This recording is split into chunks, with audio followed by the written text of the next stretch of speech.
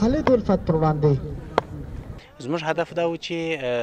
دا مهال که په ټولنه کې که په پوهنتون کې اکثره ځوانان داسې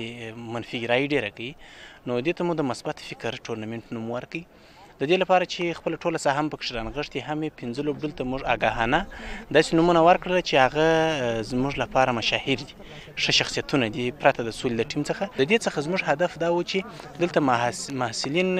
د مثبت فکر خواته موږ راوبولو او دغسې وهم سوله یعنې د ټورنمنټ په جریان کې موږ یو نتیجه ولیدل حکمت شینواري لوی زیان د سید جمال الدین افغان لوبډلې لپاره حکمت شینواري و چې د شاټ وهلو هڅه کوله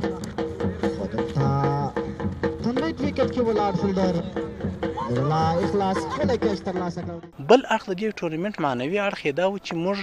د بازۍ د هرې لوبې غوره لوبغاړي ته یو کتاب ډالۍ کوي د مثبت فکر په نامه یو کتاب و هغه به ورته ډالۍ کوي بیا به موږ ورته ویل چې د فاینل په ورځ باندې د پایلوبې په ورځ باندې موږ امتحان درڅخه اخلو هر چا چې ډیر نمرې یوړلې د هغه جایزه به د فاینل یا لوب د پایلوبې د ګټونکي تر جایزه هم لوړوي